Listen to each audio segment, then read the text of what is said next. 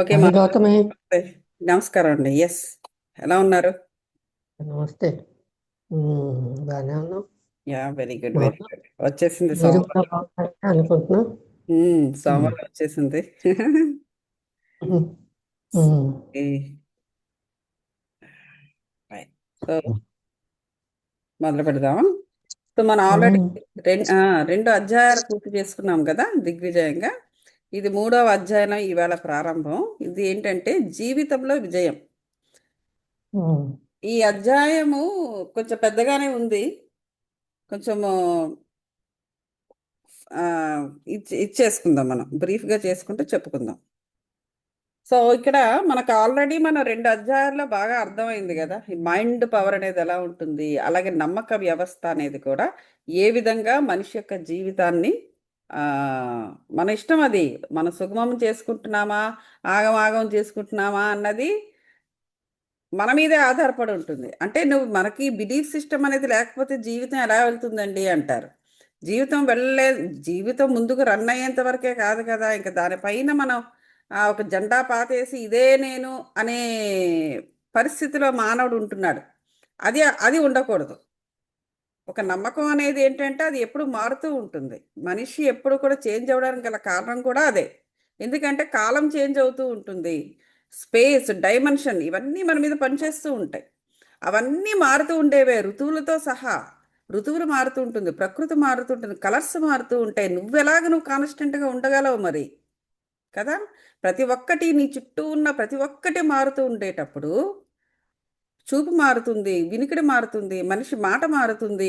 ఇన్ని ఇవన్నీ కూడా శక్తులే. ఈ పంచేంద్రియాలు కూడా శక్తులే, ప్రకృతి పంచభూతాలు శక్తులే. ఇవన్నీ ఎప్పుడూ కూడాను కంటిన్యూస్ రొటేషన్లో, కంటిన్యూస్ మార్పుల్లో ఉండేటప్పుడు నువ్వు మాత్రమే మారకుండా ఎలా ఉంటావు? నీకు తెలియటం లేదంతే. నేను మారనని భీష్మించుకుని కూర్చోవడం అన్నది కదా రాంగ్. అలా భీష్ముడు కూర్చోబట్టే కదా కురుక్షేత్రం అన్నది రావడం జరిగింది. లేకపోతే కురుక్షేత్రం జరగాల్సిన అవసరం ఏంటి? వీళ్ళెవరు వాళ్ళెవరు? ఆ సింహాసనం ఎవరిది? సింహాసనం భీష్ముడిది. ఎవడెవడో వచ్చి కొట్టేసుకోవడం ఏంటండి? సో మరి అలాంటి అనర్థాలే జరుగుతాయి మరి. నువ్వు ఉండాల్సిన చోట నువ్వు ఉండకుండా, నువ్వు ఎక్కడ ఉండాలో నువ్వు అక్కడ ఉండలేదు, నువ్వు స్థానభ్రంశం అయ్యావు. ఎవరి గురించి? నీ తండ్రి గురించి. తండ్రికి ఇచ్చాను మాట, మాట ఇవ్వడం ఇచ్చావు కరెక్టే. కానీ తండ్రి యొక్క అసందర్భమైన కోరిక కోసం నువ్వు మాట ఇచ్చి నిన్ను నువ్వు కంప్లీట్గా అక్కడ నీ సోల్ ప్లాన్ మార్చుకున్నావు. దానివల్ల ఏం జరిగింది? దేవుడు రావాల్సి వచ్చింది, ఈ కురుక్షేత్రం జరిపించాల్సి వచ్చింది. ఎంత పెద్ద అనర్థం అది. సో కాబట్టి మన బిలీఫ్ సిస్టమ్స్ని అలా పట్టుకొని ఉండడం కాదు, దానికి ఒక విచక్షణ అనేది ఉండాలి, న్యాయాన్యాయాలు అనేవి ఉండాలి, ఒక లా పాటించాలి. లా అంటే ఏదో మనుషులు పెట్టిన ఈ కోర్టులు వాటి లా కాదు. ఈ విశ్వానికి ఒక లా ఉన్నది కొంచెం. ఏంటిది? ప్రకృతి లాస్ ఉన్నాయి, లేకపోతే విశ్వం యొక్క నియమాలు ఉన్నాయి. ఆ నియమాలను ప్రతి మానవుడు కంపల్సరిగా పాటించి తీరాలి. అదే ధర్మము అంటే. ధర్మం అంటే ఏమిటి? ధర్మం ఏంటంటే విశ్వం యొక్క ధర్మం ఏముందో అది పాటించడమే నిజమైన ధర్మం. మనకి ఏదనిపిస్తే అది ధర్మం కాదు. మనకి ఏదనిపిస్తే అది న్యాయం అనిపించే కాదు. అది అమలు జరిపేయడం కాదు. అందువల్ల అనర్థాలు వస్తూ ఉంటాయి. ఏవో నమ్మక వ్యవస్థల్లో, రకరకాల కుటుంబ వ్యవస్థల్లో, రకరకాల పెరుగుదలలో పెరుగుతారు మానవులు, కానీ అదే కరెక్టు. సో ప్రపంచంలో ఉన్న ప్రతి వాళ్ళందరూ అన్న మా నమ్మక వ్యవస్థలు ఏదైనా నాకు అనవసరం. వాళ్ళందరూ ఎవరెవరైనా నాకు అనవసరం. నాకు ఏ సంబంధం లేకపోయినా నాకు అనవసరం. కానీ నేను అనుకున్నానంటే మాత్రం అందరూ నా కాళ్ళ దగ్గర కుక్కలా పడుండాలి అనేటువంటి అనేటువంటి బిలీఫ్ సిస్టమ్ కూడా చాలామంది మనుషులు కలిగి ఉంటారు. అదే అనర్థానికి దారితీస్తుంది. ఆ విధమైన మనస్తత్వం ఉండటంతోనే వాళ్ళు పాపాలు కూడా చేసేస్తూ ఉంటారు. పాపానికి శిక్ష మరణము. వాళ్ళు అందుకే మరణానికి దగ్గర అవుతూ ఉంటారు. సో కాబట్టి మనం ఎప్పుడూ కూడా ఈ మైండ్ పవర్ మనం అర్థం చేసుకోవాలి. ఈ మైండ్కి మనం ఏది నేర్పితే అదే. అదొక పెద్ద ప్రాబ్లం. ఏదో ఆలోచించిందా సరిపోయిందా అన్నట్టు ఉండదు మైండ్. దాని ఎందుకు మైండ్ మన కంట్రోల్లో ఉండదు. ఉండాలి, ఉంచుకోవడానికి ట్రై చేయాలి. అంటే ఏంటి? ఎప్పుడు కూడా ఇంటెలిజెన్స్తో ఉండాలి, ఎమోషనల్ ఇంటెలిజెన్స్తో ఉండాలి. ఇంటెలిజెన్స్ వేరు, ఎమోషనల్ ఇంటెలిజెన్స్ అనేది వేరు.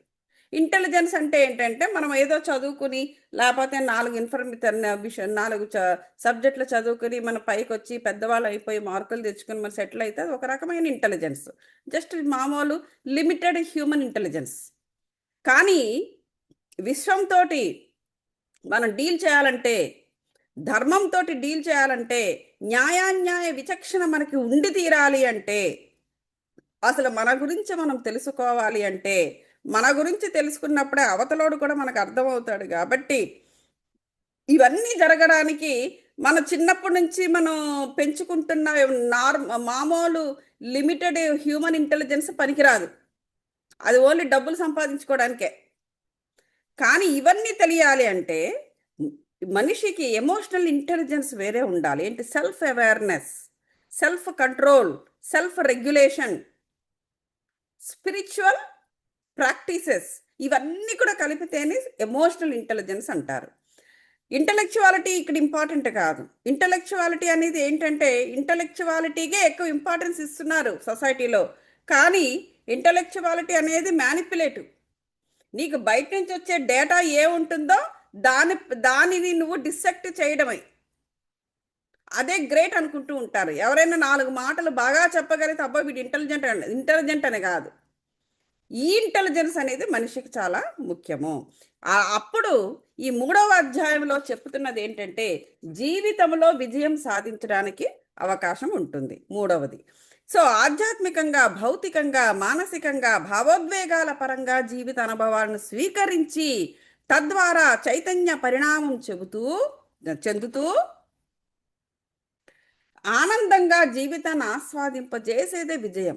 సక్సెస్ అంటారు. సక్సెస్ అంటే ఏంటి? మహర్షి సినిమా చూసాం. ఏమన్నాడు మహేష్ బాబు? సక్సెస్ అంటే ఏమిటి అంటే ఒకసారి సక్సెస్ వచ్చేసి ఆ తర్వాత ఏ సక్సెస్ లేకుండా నాకు ఫలానా అప్పుడు 1960లో నేను చాలా సక్సెస్ఫుల్ అని 2025లో చెప్పుకోవడం అనేది సక్సెస్ కాదు. ఆ సక్సెస్ అనేది ఏంటంటే it is a continuous process. ఒకదాని తర్వాత ఒకటి నువ్వు సక్సెస్ అవుతూ ఉండాలి. మొదట నువ్వు భౌతికంగా సక్సెస్ అవుతావు. చిన్నప్పుడు మార్కులు తెచ్చుకుంటావు, స్కూల్కి వెళ్తావు, ఆటల్లో పాటల్లో వాటన్నిటిలో ప్రైజులు తెచ్చుకుంటావు. తర్వాత నువ్వు మానసికంగా నువ్వు సక్సెస్ అవ్వాలి. తర్వాత బుద్ధిపరంగా నువ్వు సక్సెస్ అవ్వాలి. ఎన్ని ఉన్నాయి తలాలు. తర్వాత ఆత్మపరంగా సక్సెస్ అవ్వాలి. సో ఒక్కొక్క తలంలో ఏదో ఒకటో రెండో కాదు, కొన్ని కొన్ని వందల థింగ్స్ ఉన్నాయి. అవన్నిట్లోని మనం సక్సెస్ అవుతూ ఉంటేనే ఆ విశిష్టమైన ఆత్మలం అవుతాం మనం, పరమాత్మలం అవుతాం మనం. ప్రాపంచికము, స్పిరిచువాలిటీ అనేది సపరేట్ ఏమీ లేదండి. మూలాధార చక్రం దగ్గర నుంచి మనం చేసే జర్నీ, మనం చేసే ప్రయాణం అంతా కూడా స్పిరిచువలే. మనం అనుకుంటాము, క్రింద చక్ర స్థాయిలో ఉన్నవారు అలా అనుకుంటారు ద్వంద్వంగా, ఇది వేరు అది వేరు అని. మూలాధార చక్రం అంటే మనం ఒక కణమగా మనం ప్రారంభం అవుతాము తల్లి కడుపులో. అప్పటి నుంచి మనం చేసే జర్నీ స్పిరిచువల్ జర్నీయే. అది ఎప్పుడు అర్థమవుతుంది? అనాహత చక్ర స్థాయికి వచ్చినప్పుడు అర్థమవుతుంది.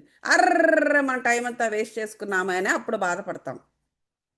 సో కాబట్టి జీవితంలో విజయము అంటే అర్థం ఏంటంటే ఈ తలాలన్నిటినీ కూడా మన సక్సెస్ అవ్వడమే. ఫైనల్గా అప్పుడే మన విశిష్టాత్మలము, కృష్ణుడిలాగా పరమాత్మలం అవుతాము. ప్రాపంచిక జీవితం మరియు ఆధ్యాత్మిక జీవితం అనేవి వేరువేరు కావు. ఇగో ఇప్పుడు ఇందాక నేను అనుకోకుండా అది ముందుగా చెప్పేశాను, ఇది వస్తుందని చూడలేదు నేను. ప్రతి జీవిత అనుభవం కూడా భావ సంపదే, జ్ఞాన విస్తరణకు ఉపయోగపడేదే, నీ ఆధ్యాత్మిక పురోగతికి చెందించేదే. ఎందుకు? నీకు ఒక కణముగా ఏకకణంగా నువ్వు స్టార్ట్ అవుతావే తల్లి కడుపులో, అప్పటి నుంచి స్పిరిచువల్ ఎనర్జీయే, స్పిరిచువల్ జర్నీయే నీదది. కాకపోతే అదేమిటో తెలియకుండా బ్రతికేయడం అనమాట. అంటే మణిపూరక చక్ర స్థాయికి వచ్చేటప్పటికి మనం నిజమైన లైఫ్లో పడతాము. అంటే ఏంటి? మనం ఇండిపెండెంట్ అవుతాము. మన కర్మకు ఇండిపెండెంట్ ఆఫ్ అవర్ ఓన్ కర్మలీల అప్పటి నుంచి స్టార్ట్ అవుతుంది. ఇంక అప్పటి నుంచి రఫా దఫా దప దుఃఖం, అది ఇది టూ టూ టాట్ అని చెప్పేసి నానా హంగామా అవుతూ ఉంటుంది. హారర్ మూవీస్ అన్నీ. సో దానిని మనం ఓవర్కమ్ చేసి అనాహత చక్ర స్థాయికి వెళ్ళినప్పుడు ఇదంతా ఒకటే అనే విషయం మనకు అర్థమవుతుంది. Seek with in your self. కాబట్టి మనం ఏదైనా తెలుసుకోవాలంటే, ఏదైనా నేర్చుకోవాలంటే అంతా మనలోనే ఉంది, అంతర్ప్రపంచంలోనే ఉంది. అదే మనం అక్కడ మిస్ అయ్యేది పాయింట్. బాహ్య ప్రపంచంలో వెతుకుతూ ఉంటాం. నీకు సంతోషం కావాలంటే బాహ్య ప్రపంచంలో వెతుకుతుంటాడు మానవుడు. జనాల్లో నుంచి వెతుకుతూ ఉంటారు. వాళ్ళే 101 కర్మలకు లోనై ఉంటారు. వాళ్ళు నీకేం సంతోషాన్ని ఇస్తారు? అవి కర్మలు, వాడు కూడా కర్మలు పూర్తి చేసుకోవడానికి భూమి మీదకి వస్తాడు. అది చాలదన్నట్టు 101 ప్యాకేజెస్ తో బైండ్ అయి ఉంటాడు మానవుడు. ఉమెన్ అవ్వు, మ్యాన్ అవ్వు, అందరూను. ఇంకా వాళ్ళేమి నీకు సంతోషాన్ని ఇస్తారు? ఎవ్వరు ఏమీ సంతోషాన్ని ఇవ్వరు. అసలు సంతోషం అనేది వాళ్ళ దగ్గర ఉంటే కదా ఇవ్వడానికి. వాళ్ళు కూడా దుఃఖంతో ఉంటారు. నువ్వు వాళ్ళ దగ్గరికి సంతోషం కోసం దేహి అని నువ్వు చెయ్యి చాస్తే వాళ్ళ దుఃఖము, లేకపోతే వాళ్ళ యొక్క స్ట్రగుల్స్, వాళ్ళ యొక్క కంపంతా నీకు షేర్ చేస్తారు. ఇది అక్కడ జరిగేది. కాబట్టి నీ యొక్క సంతోషం నీ లోపలే ఉంటుంది. దాన్ని వెతికి బయటిది. అది అక్కడ అర్థం చేసుకోవాలి. సమస్త జీవిత అనుభవాలు అంతర్ప్రపంచం నుండి సృష్టింపబడి భౌతిక ప్రపంచంలో వాస్తవ రూపంలో కనిపిస్తాయి. అంతే కదండి. మీరు మెడిటేషన్లో కూర్చుంటారు. మెడిటేషన్లో కూర్చున్న కొంతసేపటికి మనకు బాడీ ఉన్నట్టుగానే అనిపించదు. అంటే ఏంటి? మెడిటేటివ్ స్టేట్లోకి వెళ్ళిపోయారు. మెడిటేటివ్ స్టేట్లోకి వెళ్ళిన దగ్గర నుంచి మీరేం చూస్తున్నారు? బయట ఉన్నవే లోపల చూస్తుంటారు. ఇంకా అందంగా చూస్తూ ఉంటారు. ఏంటది, చంద్రుడు కనిపిస్తాడు, లేకపోతే ప్రకృతి కనిపిస్తుంది, లేకపోతే ఏవో వేరే లోకాలు కనిపిస్తూ ఉంటాయి. ఇవన్నీ ఏవో జరుగుతూ ఉంటాయి లోపల అంతర్ప్రపంచంలోకి మనం లోపలికి వెళ్ళిన తర్వాత. అవే బయట మనకి వాస్తవ రూపంలో కనిపిస్తాయి. అంటే భౌతిక స్వరూపంలో కనిపిస్తాయి. నువ్వు నువ్వు లోపలికి వెళ్ళిన తర్వాత నువ్వు ఆత్మస్థాయిలో ఉంటావు. నీకు గుణాలతో సంబంధం లేదు. నీ త్రిగుణాలిక నీ పైన పనిచేయవు. అంటే ఏంటి? నువ్వు ఎక్కడ ఎలా ఎలా ఏ స్టేజ్లో ఉన్నావు? నిర్గుణ రూపంలో ఉన్నావు. నువ్వు మెడిటేషన్ చేసే లోనికి కనెక్ట్ అయినప్పుడు, నువ్వు బాడీని ఉందా లేదా అనేటువంటి పరిస్థితిలో ఉండినప్పుడు, నీ బాడీని నువ్వు ఫీల్ అవ్వనప్పుడు, నువ్వు బాడీతో టెంపరీగా డిస్కనెక్ట్ అవుతావు. అప్పుడు నువ్వు ఏ స్థాయిలో ఉంటావు? నిర్గుణ స్థాయిలో ఉంటావు. నీ పైన ఈ రజో తమో సత్వ గుణాలు ఏది పనిచేయదు. అసలు నేను పెట్టిన మ్యూజిక్ కూడా మీరు వినరు. ఎందుకంటే పంచేంద్రియాలు కూడా లోనికే ఇన్వాల్వ్ అవుతాయి. అటువంటి స్టేజ్లో నువ్వేం చూస్తున్నావు? బయట చూసేవన్నీ కూడా నువ్వు లోపల చూస్తున్నావు. రకరకాల కలర్స్ చూస్తావు, ప్రకృతి చూస్తావు, ఇవన్నీ చూస్తున్నావు నువ్వు. సో అవన్నీ కూడా నీ లోపల, బయట ఉన్నవి నువ్వు లోపల చూడడం కాదు, లోపల ఉన్నవే బయట భౌతిక స్వరూపంలో నీ కళ్ళతో చూస్తున్నావు. ఈ 2 కళ్ళతో చూస్తున్నావు అని అర్థం. అది. సో కాబట్టి మహామూల చైతన్యం అనేది మీ ద్వారా, అంటే అది మహామూల చైతన్యం. ఆ మహామూల చైతన్యం అనేది మన ద్వారా చైతన్య పరిణామ విస్తరణ పొందాలని ఎంతగానో ఆకాంక్షిస్తూ ఉంటుంది. అది ఎందుకండి అలాగా? అంతర్ప్రపంచమే మళ్ళా బాహ్యంగా మనం ఎందుకు చూడాలి? ఎందుకంటే అంతర్ప్రపంచం అనేది ఏంటంటే అది మహామూల చైతన్యం. అది మహామూల చైతన్యం. విశ్వం అంతా కూడా నీ లోపల కనిపిస్తూ ఉంటుంది. ఈ మహామూల చైతన్యం ద్వారానే నీ చైతన్య పరిణామం జరగాలి. నీ ఆత్మ యొక్క చైతన్య పరిణామం జరగాలి. అలా జరగడం కోసం లోపల ఉన్నదే నువ్వు భౌతిక స్వరూపంలో బయట చూస్తున్నావు. ఇప్పుడు నువ్వు వాటితో నువ్వు ఎలా డీల్ చేయాలి? స్పిరిచువల్గా డీల్ చేయాలి.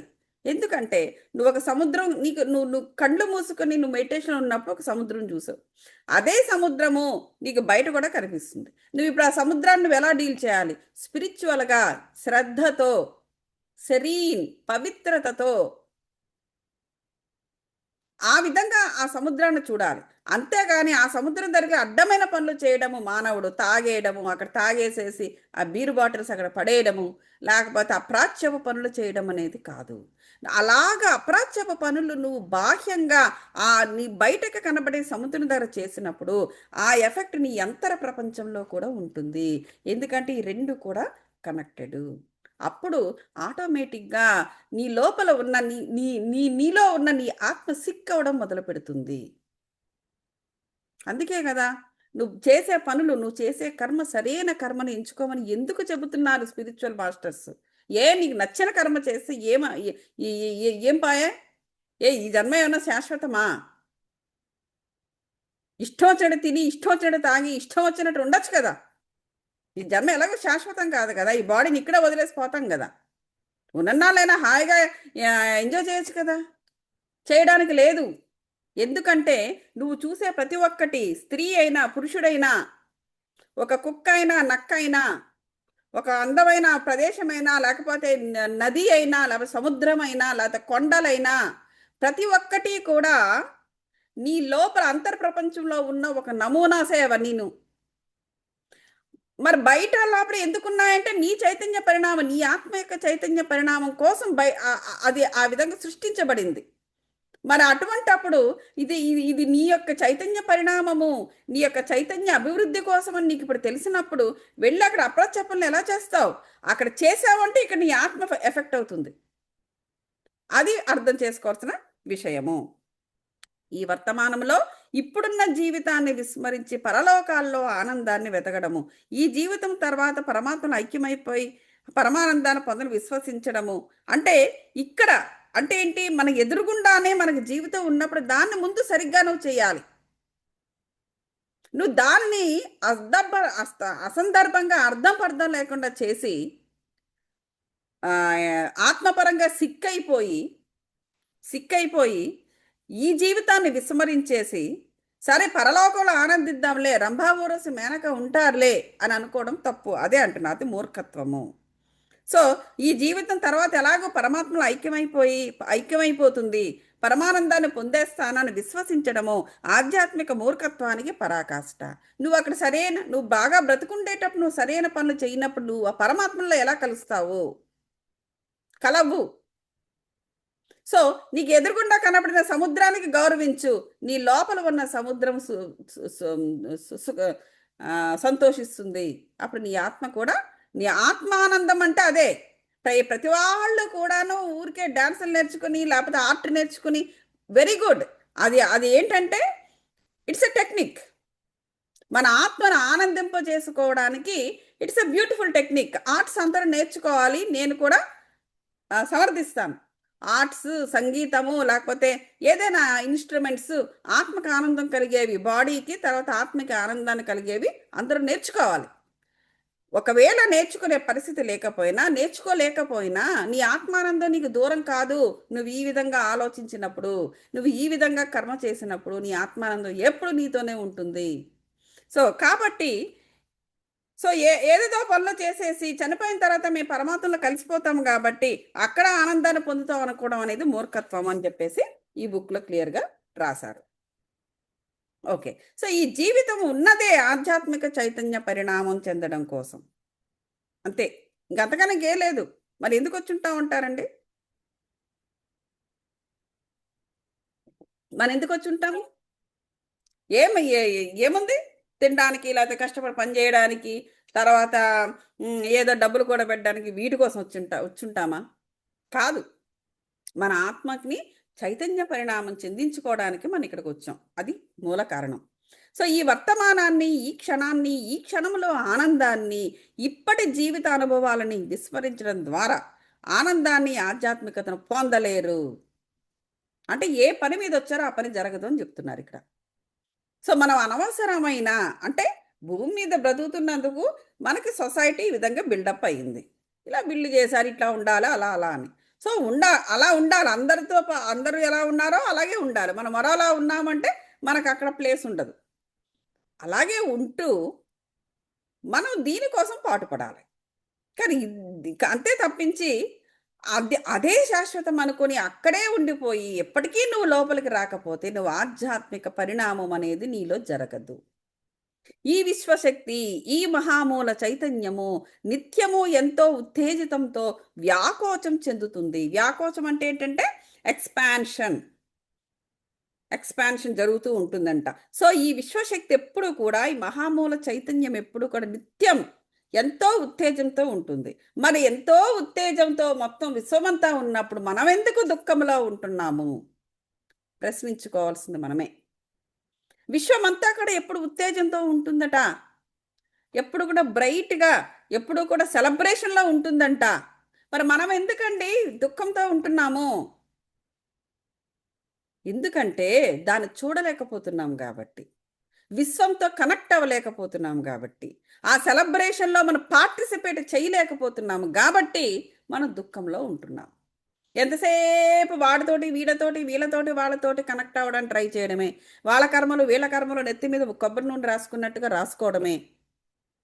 ఎంతసేపు కూడాను వాడు నాకు ఇంపార్టెన్స్ ఇవ్వలేదు, వీళ్ళు నాకు ఇంపార్టెన్స్ ఇవ్వలేదని బాధపడుతూ వాళ్ళ కర్మల్లో ఇండల్జ్ అవుతూ వాళ్ళ కర్మల్ని షేర్ చేసుకుంటూ వాళ్ళతో పాటు ఆ బాధలకు ఈడ్చుకుంటూ మనకు మనమే వెళ్ళిపోవడమే. ఇలాంటి వాటిల్లో మనం ఇన్వాల్వ్ అవ్వడం వల్ల చుట్టూ జరుగుతున్న ఉత్తేజితమైన సెలబ్రేషన్ని మనం చూడలేకపోతున్నాము. మనిషి జీవితము నిత్యోత్సాహముతో నిత్యోత్సవముతో చైతన్య పరిణామం చెందుతూనే ఉంది. అది జీవితం అలాంటిది.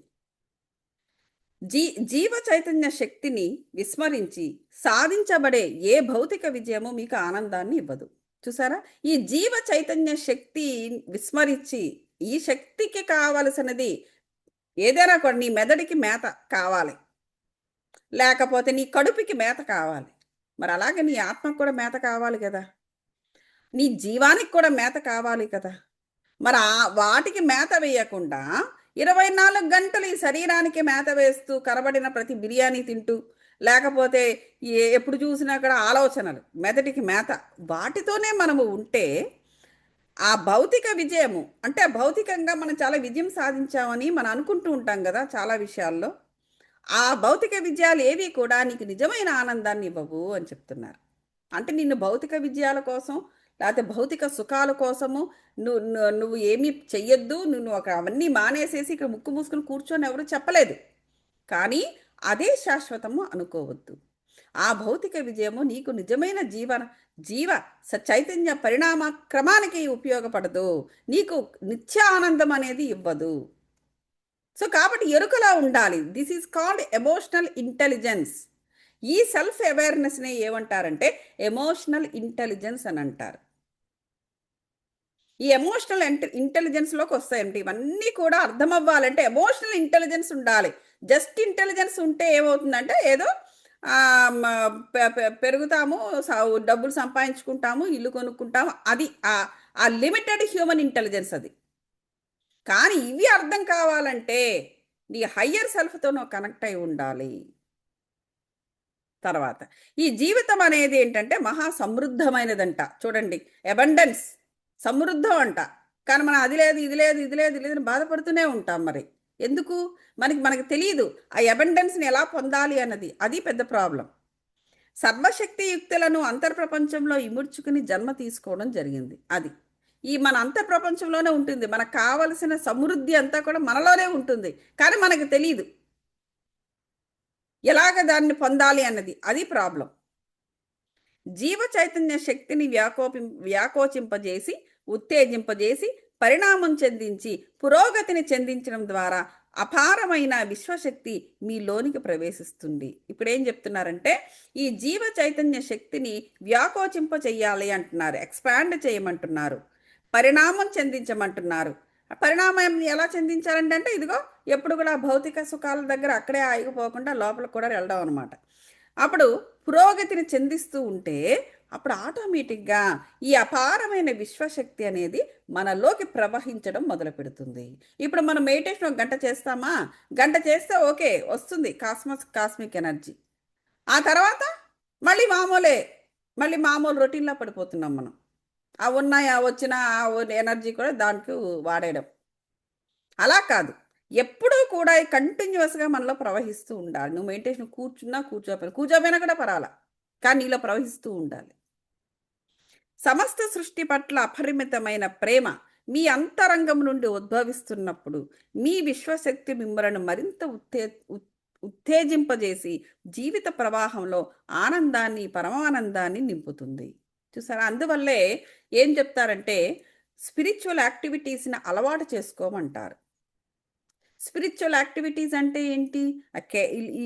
ఓకే, ఈ బుక్స్ ఇలా చదవడము, మెడిటేషన్స్, ఇవే కాకుండా ఇంకా ఏమున్నాయి? మనము మన అనాహత చక్రానికి కావలసిన పనులు చేయండి, ఆర్ట్స్ నేర్చుకోండి, లేకపోతే ఏం లేకపోయినా మన నచ్చిన బొమ్మలు వేయండి, లేకపోతే ఏదో మన మన మనసుకి మన హృదయానికి ఏమి కావాలో అవన్నీ చేస్తూ పోవాలి. అదంతా కూడా స్పిరిచువల్ యాక్టివిటీయే. ఉత్తేజింపజేసుకోవడానికి. మనకు మన మన యొక్క ప్రతి ఒక్క చక్రాన్ని కూడా ఉత్తేజితం చేసుకోవాలి అనేటువంటి కంటిన్యూస్ థాట్‌లో ఉండాలి. మూలాధార చక్రాన్ని ఉత్తేజితం చేసుకోవాలి. దానికి కావాల్సిన పనులు చేయాలి. స్వాదిష్టాన చక్రంకి ఉత్తేజితం చేసుకోవాలి. దానికి కావాల్సిన పనులు చేయాలి. అలా అన్నమాట. జీవాత్మల చైతన్య పరిణామాన్ని, ఆధ్యాత్మిక పురోగతిని విస్మరించి ఏ మనిషి కూడా సంపూర్ణమైన ఆనందాన్ని పొందలేడు. అదే ఇప్పుడు చెప్పిందే మళ్ళీ ఇంకొక డిఫరెంట్ మాటల్లో చెప్తున్నారు. చైతన్య శక్తి అంటే కాన్షియస్నెస్. ఈ చైతన్య శక్తి పరంగా మనిషి మరి భూమి మీద సమస్త జీవజాతులు అనుసంధానింపబడి ఉన్నాయి. ఈ చైతన్య శక్తి ద్వారానే మనమే కాదు, మొత్తం విశ్వంలో ఉన్న ప్రతి ఒక్క జంతుజాలము, జీవజాలము కూడా కనెక్ట్ అయి ఉంది. సో అది అక్కడ చెబుతున్నారు. ఇప్పుడు నేను ఒకటి షేర్ చేస్తాను.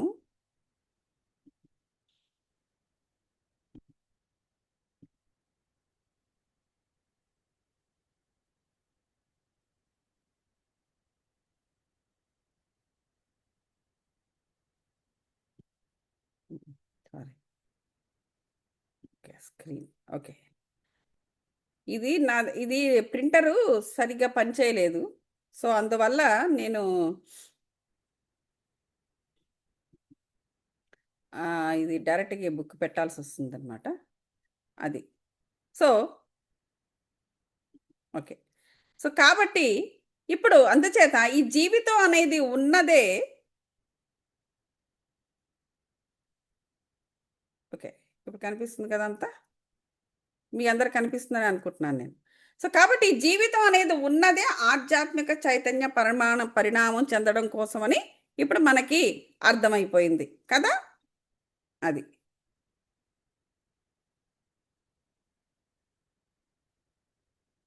ఓకే. కాబట్టి ఈ భౌతిక ఆత్మిక మానసిక బౌద్ధిక ఆత్మిక మానసిక భావోద్వేగాల స్థితులన్నింటినీ కూడా ఏకకాలంలోనే మన పరిణామం చెందుతూ ఉంటుంది. అదొకటి మనం గుర్తుపెట్టుకోవాలి. ఒకదాని తర్వాత ఒకటి చేసేదే ఉండదు. కాసేపేమో ఆధ్యాత్మికంగా మనం ఆలోచిస్తాము, మరి కాసేపు భావోద్వేగాలకు మనము లోనయ్యే అవకాశం కూడా ఉంటుంది. ఇవన్నీ కూడా ఏకకాలంలోనే జరుగుతూ ఉంటాయి ప్రతి క్షణము కూడా. ఎందుకంటే ఒక క్షణం నుంచి ఇంకో క్షణం వచ్చింది అంటే అక్కడ ఒక క్షణకాలం పాటు కాలం మారిపోయింది. ఆ మార్పు నీ మీద ఇన్ఫ్లుయెన్స్ చూపించే తీరుతుంది. అందుకే ఒకసారి మనము చాలా సంతోషంగా ఉండొచ్చు, మరోసారి ఏదో గుర్తొచ్చి బాధలోకి వెళ్ళిపోవచ్చు. అక్కడే మనం ఎరుకలో ఉండాలి. ఓకే, కాలం మారిందిరా దేవుడా, ఈ కాలం మారడం వల్ల నేను అక్కడ పోయాను, సో నేను మళ్ళీ ఇక్కడికి బ్యాక్ రావాలి అనేటువంటి ఎరుక మనలో ఉండాలి. అందుకే అంటారు ప్రజెంట్ మూమెంట్లో ఉండండి, వర్తమానంలో ఉండమని. కారణం ఏంటంటే ఈ కాలం ఊరికి అటు ఇటు ఇటు అటు మనం లాక్కెళ్తూ ఉంటుంది. లాక్కెళ్ళడం కూడా అది ఎందుకు లాక్కెళ్తుంది, అదేదో మన మీద కక్ష కొద్ది కాదు. ఓకే, మళ్ళీ బ్యాక్ తీసుకెళ్తున్నాను, వీడు ఏమైనా పాత విషయాలు మళ్ళీ ఆలోచించి ఏమైనా రెక్టిఫై చేసుకుంటాడేమో, ఏమైనా పాపం మార్పులు చేర్పులు చెందుకుని మంచి ముగింపు తీసుకొస్తాడేమో అనేటువంటి ఉద్దేశంతోనే అది మళ్ళీ వెనక్కి తీసుకెళ్తూ ఉంటుంది. సైకిల్ అనమాట, కాలచక్రం అంటారు అందుకని. కానీ మనం ఏంటి, మనకేం అర్థమే కాదు అది. సో ఈ స్థితుల మధ్యనే విభజన అనేది, ఈ స్థితుల మధ్య విభజన అనేది ఉండదు. ఇది అండర్గో అవడమే ఇది ఇంకా. సో కాబట్టి విభజన ఉందని మీరు భావిస్తే ఆధ్యాత్మిక చైతన్య పరిణామంలో దేహం యొక్క ప్రాముఖ్యతను మీరు విస్మరిస్తున్నట్లే. సో విభజన ఉందని భావించొద్దు, అంతా కూడా స్పిరిచువల్ జర్నీయే అనుకోవాలి. To be healthy you must believe in health. అంతే కదా, మనం హెల్దీగా ఉండాలి అంటే ముఖ్యంగా హెల్త్ అనేది చాలా ఇంపార్టెంట్ అనేటువంటి నమ్మకాన్ని మనం ముందు నమ్మాలి, అనే విషయాన్ని ముందు నమ్మాలి. ఆ వయసులో ఈ వయసు పోయింది కాబట్టి ఇలాగే ఉంటుందిలే అనేటువంటి భావనతో ఉంటే నిజంగా మనం సిక్ అవుతాం. వయసు పోయినంత మాత్రం సిక్ అవ్వాలనే రూల్ లేదు. ఎవరు చెప్పారు? ఏ రాజ్యాంగంలో రాసింది? మీకు వయసు పోయిందండి, ఇక మీరు సిక్ అయిపోండి, ఇక మీరు మంచం మీద పడిపోండి అని ఎవరన్నా చెప్తారా? చెప్పచ్చా? అలా అని రాస్తుందా? రూల్ ఏమైనా ఉందా? సో కేవలం మన ఆలోచనే అది. మన ఆలోచన ఏంటి మన సొసైటీలో కూడా ఇంకా వీళ్ళు పెద్దవాళ్ళు అయిపోయినా రేపో మాపో పోతారన్నట్టుగా అలాంటి ఆలోచన మనకే ఉండక్కర్లా. ఆ చుట్టూ మనుషులు ఆలోచించే విధానము, ఇంట్లో వాళ్ళు కూడా అలాగే కొంతమంది ఇళ్లల్లో ఉంటారు, ఎప్పుడెప్పుడు పోతారా అన్నట్టు. సారీ టు సే దిస్, కానీ ఉంటారు కొంతమంది పనికిమాలిన ఆలోచనలతోటి. సో అది ఆ ఆలోచన అనేది ఏంటి? ఎనర్జీ కదా. ఆ ఎనర్జీ అనేది చుట్టూ ఆవరించిందంటే మనుషులు సిక్ అవ్వడం మొదలు పెడతారు. అందుకే చెడు సంకల్పాలు కూడా చెయ్యకూడదు. సో కాబట్టి to be wealthy you must believe in wealth. మనం అష్టైశ్వర్య ఆయురారోగ్యాలతో ఉండాలి అనుకుని మనం అనుకుంటే మన దానిపై నమ్మకం పెట్టుకోవాలి. అష్ట ఐశ్వర్యాలు నా ఇంట్లో పొంగుతున్నాయి, నేను ఆయురారోగ్యాలతో నేను నిండా జీవిస్తున్నాను, ఇది మనం ముందు నమ్మి తీరాలి. అంతే. అది మనమే కాదు, మన మన యొక్క శ్రేయస్సు కోసము, మన యొక్క ఆరోగ్యం కోసము, మన యొక్క అష్టైశ్వర్యాల కోసము మన చుట్టూ ఉన్నవారు కూడా అంత అందంగా అంత గొప్పగా ఆలోచించే వాళ్ళే ఉండాలి. అప్పుడు ఆటోమేటిక్గా ఏం జరుగుతుందంటే ఆ ఎనర్జీస్ అనేవి, పాజిటివ్ ఎనర్జీస్ అనేవి ఆటోమేటిక్గా ఆ అష్టైశ్వర్యాలను ఆ ఇంట్లో నింపుతూ ఉంటుంది. మీ అంతా ఎందుకు, వరలక్ష్మి వ్రతం ఈ పాటికి చేసేస్తుంటారు మీరందరూ. చారుమతి ఏం చేసింది? ఓకే, చారుమతి దేవికి లక్ష్మీదేవి ప్రత్యక్షమై చెప్పింది, వరలక్ష్మి వ్రతం చేయమంది. వరలక్ష్మి వ్రతం ప్రొసీజర్ అంతా చెప్పింది ఆవిడ. తను ఒక్కరితే ఎవరికి చెప్పకుండా వెళ్ళి ఇలా లోపలికి చేసుకోలేదు ఆవిడ, నలుగురికి చెప్పింది.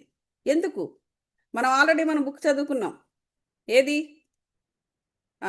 ముక్తి మార్గం, ముక్తి, పరిముక్తి, మహాపరిముక్తి. ఏముంది? నువ్వు ఒక్కరిత దానివే, లేకపోతే నువ్వు ఒక్కడివే, నువ్వు నీ అరిషడ్వర్గాన్ని అధిగమించి నువ్వు దుఃఖాన్ని అధిగమించేసి ముక్తిని పొందేస్తే సరిపోదు. నీ చుట్టూ ఉన్న వాళ్ళు కూడా అదే స్టేజ్లోకి రావాలి. ఆ వచ్చినప్పుడే, లేదంటే వాడు దుఃఖంగా ఉండి నువ్వు ఒక్కడవే సుఖంగా ఉంటే వాడు ఓర్చుకోలేడు. ఆటోమేటిక్గా నిన్ను కూడా వాడు దుఃఖంలోకి లాగుతాడు. అలాగ నువ్వు చేయగలిగినప్పుడే నీకు బోధిసత్వం అనేది నీకు ప్రాప్తిస్తుంది. అప్పుడు దాన్ని ఏమంటారు? పరిముక్తి అంటారు. నువ్వు నీ చుట్టూ ఉన్న వ్యవస్థ, కుటుంబమే ఉండు లేకపోతే ఒక వ్యవస్థే ఉండు, వారి దుఃఖాన్ని కూడా నువ్వు దూరం చెయ్యాలి. నీ దుఃఖాన్ని మాత్రమే నువ్వు దూరం చేసుకుంటే నువ్వు ముక్తిని పొందుతావు. అప్పుడు నువ్వు అరిహంతు అవుతావు. నీ చుట్టూ ఉన్న వ్యవస్థ, కుటుంబం కావచ్చు, సంఘం కావచ్చు, నీ చుట్టుపక్కల వాళ్ళు కావచ్చు, వాట్ ఎవర్ ఇట్ ఈస్, వారి యొక్క దుఃఖాన్ని కూడా నువ్వు దూరం చేసిన రోజున అది పరిముక్తి అవుతుంది. నువ్వు పరిముక్తిలోకి వచ్చావు. అప్పుడు నీకు వచ్చిన బిరుదు ఏమిటండి? బోధిసత్వము. నువ్వు బోధిసత్వుడు అవుతావు, నీకు బోధిసత్వం ప్రాప్తిస్తుంది. ఆ తర్వాత అక్కడితో అయిపోలే. మోక్షం రావాలంటే మొత్తం ప్రపంచాన్ని అంతటినీ కూడా నువ్వు ఆ దుఃఖ బాధనలోంచి బయటికి తీసుకురావాలి. దానిని మహాపరిముక్తి అంటారు. అప్పుడు నీకు వచ్చే టైటిల్ బుద్ధుడు. అప్పుడు అవుతావు నువ్వు బుద్ధుడివి. అప్పుడు నువ్వు బుద్ధుడు అయినప్పుడు నీకు జన్మరాహిత్యం అనేది ఉంటుంది. అదండి మహానిర్వాణం పొందాడు ఆయన బుద్ధుడు ఇదే పద్ధతిలో. యోగానంద మహానిర్వాణం పొందాడు ఇదే పద్ధతిలో. ఎవరైనా సరే మహానిర్వాణము ఇదే పద్ధతిలో పొందుతారు. బాబాజీ తీసుకోండి, ఎవరినైనా తీసుకోండి. సో అప్పుడు వాళ్ళు బుద్ధులు కూడా అవుతారు. బుద్ధుడు అనేది ఏంటంటే అది ఒక స్థాయి.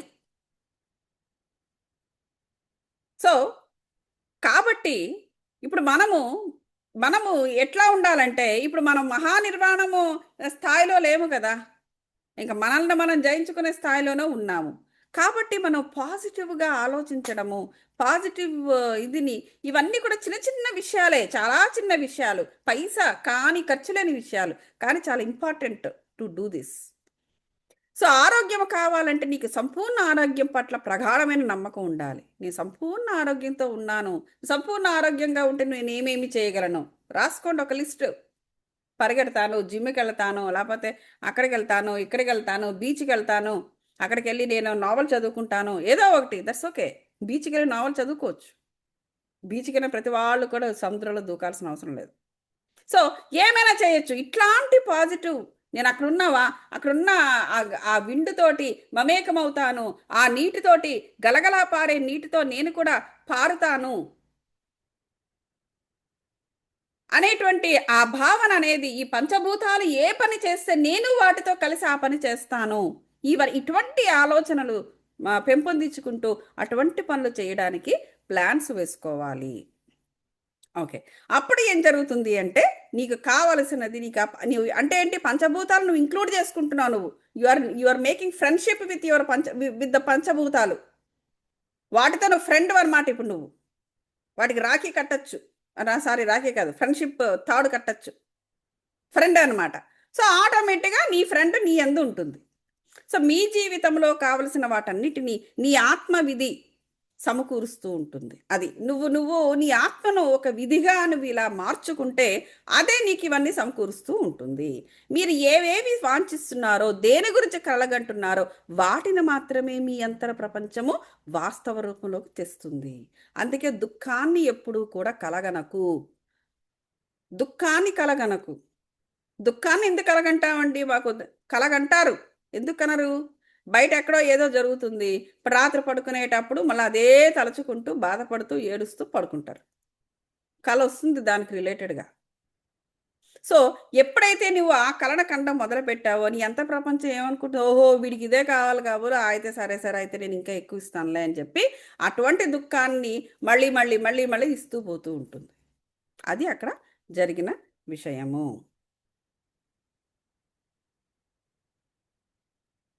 ఓకే. ఇప్పుడు నెక్స్ట్ పేజీ. ఓకే. ఇది ప్రస్తుతానికి స్టాప్ చేద్దాం. ఓకే. అది. అయితే సో, కాబట్టి కలలు, వాంఛలు, ఆంక్షలు, లక్ష్యాలు, సంకల్పాలు, భయాలు, సందేహాలు ఇయన్నీ కూడా మనకి ఆలోచనా తరంగాలు. ఇవన్నీ కేవలం ఆలోచన తరంగాలే. అంటే అని ఊరితే వెళ్ళిపోయే తరంగాలే. కానీ దానికి అలా స్టిక్ అయిపోయి దాన్ని పెద్ద జీవితం అంటే ఇదే. ఈ జీవితంలో అనేది ఒక భారము. ఇదంతా ఒక భవసాగరము అనేసి దాన్ని నెత్తి మీద మనమే పెట్టుకుంటున్నాము. సో, ఈ ఆలోచన తరంగాలు, భౌతిక తలము ఇవన్నీ కూడా ఇతర తలాల్లో వాస్తవ రూపాలు. అందుకే అంటారు వా మన వాస్తవాన్ని మనమే సృష్టించుకుంటున్నాము అనేసి. సో, ఇటువంటి తరంగాలన్నిటినీ కూడా వాటికి మనము వాస్తవ రూపం కల్పించేస్తున్నాము. ఇవన్నీ ఆఫ్టర్ ఆల్ ఒక తరంగాలు. ఇదంతా ఇలా వచ్చి అలా పోయేదే అని చెప్పేసి దాన్ని లైట్‌గా తీసుకోకుండా వాటన్నిటికీ కూడా మనము చాలా గొప్ప ఏంటది ఒక వేదిక మనం ఒక గొప్ప వేదిక మనం కల్పించేస్తూ ఉండడం వల్ల ఏమవుతుందంటే ఈ అంతర్ ప్రపంచానికి తెలియదు కదా. ఓహో! వీళ్ళకి ఇదే కావాలి కాబోలు అది ఇది అని చెప్పేసి అది ఏం చేస్తుందంటే దానికి భౌతికంగా దానికి ఒక వాస్తవ రూపాన్ని కల్పించేస్తూ ఉంటుంది. చూసారా? వాస్తవ రూపాన్ని కల్పించేస్తూ ఉంటుంది. ఎప్పుడైతే వాస్తవ రూపాన్ని కల్పించేసిందో మనకి దానికి రిలేటెడ్‌గా సిట్యుయేషన్స్ ఏర్పడతాయి. వాడెవడో వస్తాడు తిట్టేసి పోతాడు. వీడెవడో వస్తాడు ఇంటి మీద కొట్టడానికి వస్తాడు. అది ఎందుకు వీళ్ళెందుకు వస్తున్నారు? వాడెందుకు వస్తున్నాడు? మనకు కాసేపు అర్థం కాదు. అదెందుకు? అది రిలేటెడ్ టు యువర్ ప్రీవియస్ ఆలోచనా తరంగాలు. అదే ఎక్కువ అయిపోయింది అంటే ఇక నెక్స్ట్ జన్మకు కూడా వస్తుంది. నెక్స్ట్ జన్మకు కూడా. అది విషయము. సో, కాబట్టి ఆనందము, ఆరోగ్యము, ఈ దుఃఖము, అనారోగ్యము, జీవిత పరిస్థితులు, జీవిత సంఘటనలు ఏవైనా గాక అన్నిటినీ కూడా మీరు అంతర్ ప్రపంచం నుండి సృష్టించుకుంటున్నారు. కాబట్టి ఇది ఎరుకలో ఉండాలి మనము. మీ అనుమతి అంగీకారం లేకుండా ఏ భౌతిక సంఘటన కూడా మీ జీవితంలో ప్రవేశించదు. అది. మీ అనుమతి అంటే మనము అంటే ఈ బాడీతో సంబంధించిన మనము కాదు. ఆ ఆత్మ మనకు తెలియకుండా వాస్తవ రూపాన్ని సృష్టించుకుంటూ ఉంటుంది. అది భౌతిక ఇదిలో వచ్చినప్పుడు ఈ శరీరం బాధపడుతూ ఉంటుంది. అది ఎందుకు అలా చేస్తుంది అంటే ఎన్నో కారణాలు ఉంటాయి. ఒకటి ఏంటంటే దాని ఆలోచన తరంగాన్ని వదలలేకపోవడం కావచ్చు. లేదు అంటే దానికి సోల్ ప్లాన్‌లో కొన్ని డ్యూటీస్ అది చేయడానికి వచ్చి ఉండొచ్చు. అది కూడా ఉండొచ్చండోయ్. కేవలం మనల్నే మనం నిందించుకోవాల్సిన అవసరం కూడా లేదు. సో, ఇవన్నీ కూడా ఏంటంటే మనం అర్థం చేసుకుంటూ పోవాలి. మీ అనుమతి అంగీకారం లేకుండా ఓకే. సో నమ్మకాలను ఏర్పరచుకోవడము లేదా ఇప్పుడున్న తప్పుడు ఆ నమ్మకాలను మార్చుకోవడం కోసము మీ అంతటి మీరే చొరవ తీసుకోవాలి తప్ప ఈ పనిని ఇతరులు ఎవరు చేసి పెట్టలేరు. అదైతే కరెక్ట్, అది అర్థమైంది కదా. ఎవరు కూడా మన గురించి వర్క్ చేయలేరు. మనమే మన గురించి వర్క్ చేసుకుంటూ పోవాలి. ఓకే.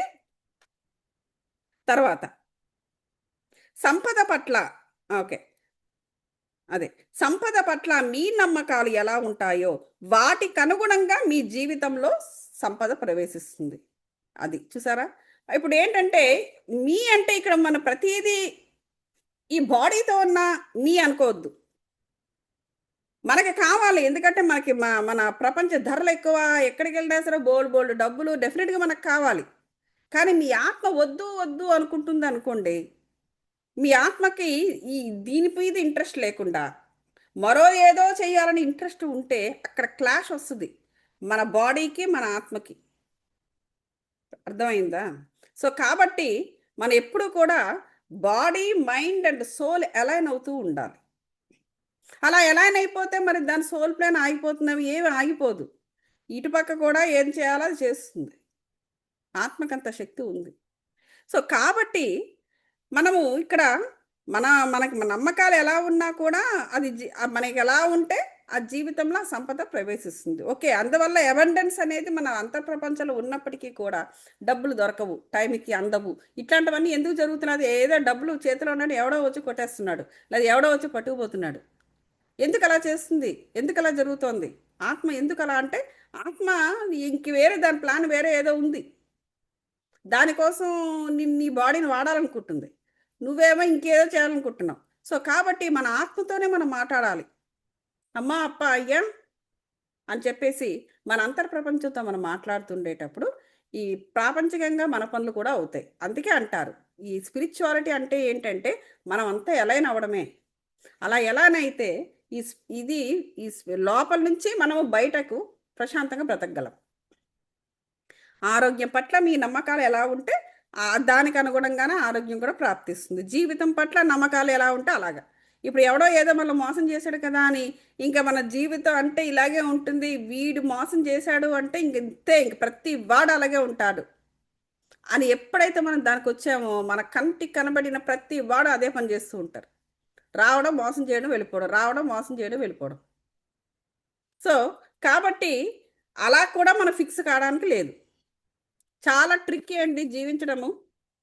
సో కాబట్టి ఓకే, మనకి కొంచెం టైం ఉంది. సో అది ఇప్పుడు మనం అర్థం చేసుకున్న విషయము. ఓకే. ఇప్పుడు ఓకే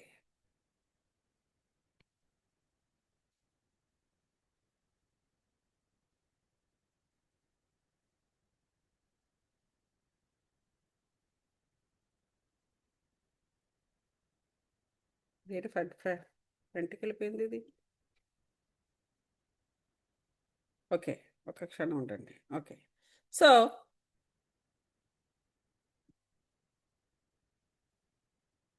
అది కాబట్టి మనం ఎలా థింక్ చేస్తే యద్భావం తద్భావతి అనేసి అందుకే చెప్పారనమాట. అర్థమైంది కదా. సో జీవితం అంతా కూడా మంచిగా జరుగుతుంది. జీవితకాలం అంతా కూడా ఆనందంగా ఉంటాము, ఆరోగ్యంగా ఉంటాము, సంపదలతో తులతూగుతాము, సర్వ జీవాత్మల పట్ల గౌరవంతో ఉంటాము. ఇది చాలా ఇంపార్టెంట్. ఇవన్నీ మనకు కావాలి అంటే సర్వజీవాత్మలకు కూడా కావాలి, అది గుర్తుపెట్టుకోండి. లేకపోతే వాళ్ళు నీకొక్కడికే ఉండి ఆ అవతల వాళ్ళకి లేకపోతే వాళ్ళని నిన్ను చీల్చి చెండాడేసి నేను ఆ దుఃఖంలోకే లాగుతారు. ఇది ఇది నేను చెబుతున్నది కాదు, that is how it goes. అందుకే ఆ ముక్తి, పరిముక్తి, మహాపరిముక్తి అని 3 స్టేజెస్ రావడానికి గల కారణం అదే. ఆ ఎగ్జిస్టెన్సే అంతా. ఎందుకంటే ఒకడి వల్ల మరొకడు బాగుపడాలి ఇక్కడ. సో అక్కడ జరిగేది ఏంటంటే ఆ కనెక్షన్ అలా పెడుతుంది. ఇంటర్ కనెక్టెడ్నెస్ అనేది ఉంది కదండి. మనకి ఇంటర్ కనెక్టెడ్నెస్ ఒక మనిషితో, జంతువుతో, వృక్షాలతో వీటన్నిటితో ఇంటర్ కనెక్టెడ్నెస్ ఉంది. సో మరి అవతలాడు ఒకటి దుఃఖంతో బాధపడుతూ ఉంటే నువ్వు ఒక్కరిదానివే నువ్వు సుఖపడతాను అంటే కుదరదు. ఆ ఇంటర్ కనెక్టెడ్నెస్, ఆ విశ్వమే ఆ ఇంటర్ కనెక్టెడ్నెస్ పెట్టింది, అది లాగుతుంది అనమాట. సో నీ వల్ల వాడు కూడా బాగుపడాలి అక్కడ. అలాగని నీ సంపద ఇచ్చేమని కాదు, ఇచ్చేస్తే వాళ్ళు తినేస్తారు, పోతారు. నువ్వు మనకి ఇక్కడ ఇదవుద్ది. అలా కాదు, వాడికి జ్ఞానాన్ని ఇవ్వాలి. నువ్వు వాడికి ఏ విధంగా ఆ దుఃఖం నుంచి బయటికి రావాలి అనేటువంటి జ్ఞానాన్ని మనం ఇస్తూ ఉండాలి. అంటే వాళ్ళు మనకు అన్ని నిజాలు చెప్తారా అండి అంటే అది వేరే సంగతి. వస్తుంది, నువ్వు రెడీగా ఉన్నావు అంటే వాడే వచ్చేది చెప్పుకుని అడిగే పరిస్థితి ఆటోమేటిక్గా ఆ నేచరే తీసుకొస్తుంది. సో వాళ్ళ దగ్గరికి వెళ్ళి నువ్వు అడిగి చేసి నువ్వు నాకు చెప్పండి చెప్పండి చెప్పండి అని అడగడం నీ నీ నీ అది నీ పని కాదు. పని ఎవరిది? అది నేచర్ యొక్క పని. దాని పని అది చేసుకుంటూ ఉంటుంది. చట్టం దాని పని అది చట్టం దానికి అదే పని చేసుకుంటూ ఎలా పోతుందో నేచర్ కూడా అంతే. సో వాడే వస్తాడు ఏదో రోజుని. వెన్ యు ఆర్ రెడీ, నువ్వు ఎదుటివాడికి జ్ఞానాన్ని ఇవ్వగలిగే స్థాయి నీకు వచ్చేసినప్పుడు ఆటోమేటిక్గా జనాలు వచ్చి అడుగుతారు. అప్పుడు నువ్వు ఇవ్వడమే సెల్ఫ్లెస్నెస్, నిస్వార్థంగా వాడి నుంచి ఏ ఫలితము ఆశించకుండా. వాడికి ఒక కష్టము అంటే ఇదిగో నీ కష్టం ఉందా, ఇదిగో చూడు, ఇదిగో జ్ఞానాన్ని ఇస్తున్నాను, నువ్వు ఈ విధంగా ఇది వాడుకొని నువ్వు బయటపడు అని చెప్పేసి. ఇలా సపోజ్ వాడు కొంచెం చదువు రాదు, సరే వీడికి అయ్యో పాపం చదువు రాదు, వీడికి ఇది అప్లికేషన్ కూడా నింపడం రాదు, వెళ్ళు వాడికి అప్లికేషన్ నింపి ఇవ్వు, నా ఏదో దేనికైనా ఉపయోగం. సో ఇట్లాంటివన్నీ కూడా ఏంటంటే మనం నిస్వార్థంగా చేసుకుంటూ పోవాలన్నమాట. అది. సో ఈ ప్రపంచంలోని అస్తవ్యస్త విధానము, అయోమయము, ఆందోళన, అరాచకము, ఇవన్నీ నెగిటివ్ విషయాలపైన గనక మనం నమ్మకం పెట్టుకుంటే వాటికి సంబంధించిన భౌతిక సంఘటనలు జీవితంలో వస్తూ ఉంటాయట. చూడండి, ఇవి అదే చెప్తున్నాను కదా, ఎవడో మోసం చేసి పోయాడు కదా అని మనం అదే ఇలాగే ఉంటారు అందరూ అనుకోవడానికి కూడా లేదు. ఇంకా అందరూ అలాగే ఉండేవాళ్ళు వస్తూ ఉంటారనమాట. సో అది. సో ఈ సృష్టి యొక్క పవిత్రత పట్ల కృతజ్ఞతాభావంతో నమ్మకాలను ఏర్పరచుకోవాలి. ఈ సృష్టి యొక్క పవిత్రతను వెతకాలి. అది నీకు ఎక్కడ పవిత్రంగా అనిపిస్తుందో ఆ పవిత్ర. ఎందుకంటే మనం ఎప్పుడు చూసినా ఈ దొంగలనే మనము అట్రాక్ట్ అవుతున్నాం అనుకోండి, ఆటోమేటిక్గా మన నమ్మక వ్యవస్థ మారిపోతుంది. అలా జరగకుండా ఉండాలి అంటే మనం చేయాల్సిన ఎక్సర్సైజ్ ఏంటంటే పవిత్రత ఎక్కడుందో ఆ పవిత్ర స్థలాలకు వెళ్తూ ఉండాలి. ఆశ్రమ ధర్మ విభాగము వెళ్తూ ఉండాలి. అక్కడ అందరికీ సేవ చేయడం రెడీగా ఉంటారు. అప్పుడు మనకు మళ్ళీ నమ్మకం వస్తుంది, నిజమే కదా, ఇక్కడ ఈ మనుషులందరూ ఇంత ఓపెన్గా నమస్కారం నమస్కారం అంటూ చక్కగా సేవ చేస్తున్నారు. మనం అక్కడే ఉన్నాం అనుకో, ఇంకెప్పుడు చూసినా దగా మోసం గురించి మనం ఆలోచిస్తూ ఉంటాము. అలాంటి వాళ్ళు అక్కడికి వచ్చి మనం ఇంకా బాధిస్తూ ఉంటారు. వెంటనే మనం పవిత్రమైన స్థలం ఎక్కడుందా అని వెతుక్కొని అక్కడికి వెళ్ళిపోవాలి. ఆ పవిత్రతను అనుభవించాలి. ఆ పవిత్రమైన మనసులతో ఉన్న మనుషులతో కలిసిమెలిసి ఉండాలి. అప్పుడు ఆటోమేటిక్గా ఇక్కడ జరిగిన అన్యాయమో అవమానమో వాట్ ఎవర్ ఇట్ ఈస్ అది పూర్తిగా కింద పడిపోతుంది. అప్పుడు మళ్ళీ మనము ఫస్ట్ క్లాస్ మనుషుల్లాగా బయటపడతాం అనమాట. ఒక కొత్త కారు షోరూమ్ నుంచి బయటకు వచ్చినప్పుడు ఎలా ఉంటుంది అలా బయటకు వస్తాం అనమాట మనం. అది. సో కాబట్టి జీవితంలో ఆనందము, స్వతంత్రత ఉంటానే నమ్మకంతోనే జీవించాలి. వాడెవడో మోసం చేశాడు ఇంకా లేదు అనేటువంటి భావనతో కాదు, ఎప్పుడు కూడా స్వతంత్రం ఉంది, స్వతంత్రం ఉంది, స్వతంత్రం ఉంది, నేను ఒక స్వేచ్ఛా జీవిని, నేను ఒక ఆనంద జీవిని అనేటువంటి నమ్మకంతోనే జీవిస్తూ ఉండాలి. మీ నమ్మకాలే జీవితంలో మీ భౌతిక సంఘటనలు తీసుకొస్తూ ఉంటాయి. మీ అంతర ప్రపంచమే అన్నిటిని సమకూరుస్తూ ఉంటుంది. ముఖ్యంగా ఈ క్రింది పేర్కొన్న 3 రకాల నమ్మకాల పట్ల గల దురభిప్రాయాలను తప్పనిసరిగా వదిలించుకోవాల్సి ఉంది. ఏమిటంట? నెంబర్ 1, అన్ని పాపాలకు మూలం ధనమే. అత్యాస, లోభం గలవారే ధన కోసం అర్రులు చేస్తుంటారు. ధనం అనేది ఆధ్యాత్మికతకు పూర్తిగా విరుద్ధం. అది ఆనందాన్ని హరించేస్తుంది. ఇవన్నీ కూడా ఏంటంటే దురభిప్రాయం, ఇది కరెక్ట్ కాదు. ఇక్కడ ఏం రాశారు? ఈ క్రింద పేర్కొన్న 3 రకాల నమ్మకాల పట్ల గల దురభిప్రాయాలను వదిలించుకోండి అన్నారు. ఏమిటా దురభిప్రాయం? అందరూ అంటారు కదా, పాపాలన్నిటికీ డబ్బే కారణం అండి, ఆ డబ్బు ఉన్నవాడు పాపాలే చేస్తాడు. అత్యాస, లోభం గల వాళ్ళే ధనాలు, ఈ అత్యాస ఉన్నవాళ్లే డబ్బు కావాలంటారు. మళ్ళాంటి వాళ్ళు అనము. ఇట్లాంటి మాటలు మనం వింటూ ఉంటాం.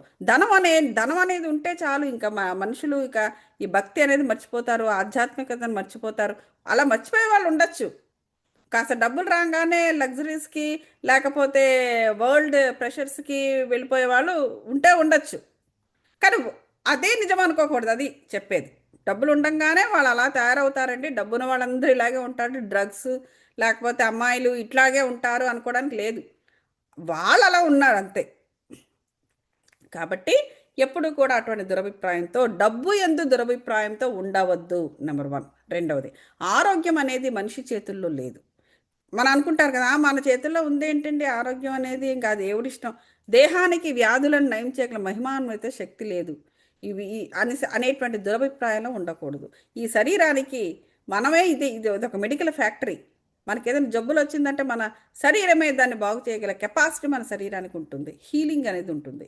హీలింగ్, దైవ సహాయం లేనిదే నాలో ఏ సృజనాత్మకత రాదండి. అంతా కూడా లక్, ఆ దేవుడు అనేసి దేవుడి మీద పెట్టేయకూడదు.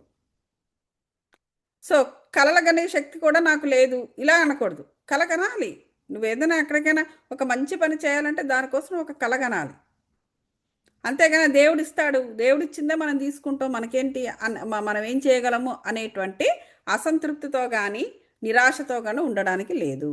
అది ఇక్కడ చెబుతున్నారు. సో కాబట్టి మెజారిటీ ఏంటంటే మానవ జాతి ఈ మూడు రకాల తప్పుడు పనులు చేస్తూ ఉంటుంది.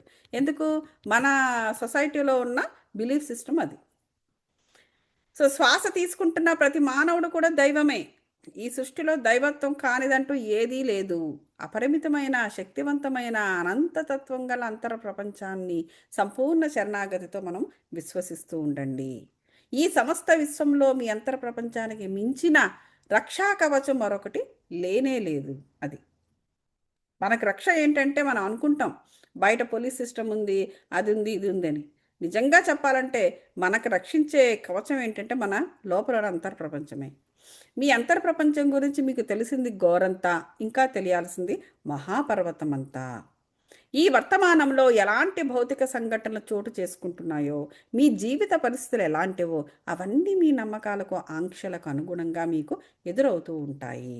చూసారా? ఈ పరిస్థితుల ముందర దైవస్థితిలో అశక్తులుగా ఉండవలసిన అవసరం లేదు. ఈ వర్తమానంలో మీ ఆలోచనలను ఆశాకర దృక్పథం వైపు మళ్లించండి.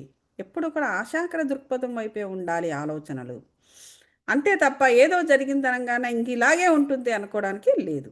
ఆధ్యాత్మికంగా కానీ ప్రాపంచకంగా కానీ అత్యున్నత జీవితం కోసం వాంఛించి అందుకోసం కలలు కనాలి. చూసారా? దాని ఫలితంగా మీలో నిత్యోత్సాహము కలిగి జీవితం యొక్క దృక్పథం కూడా ఆశాజనకంగా మారుతుంది.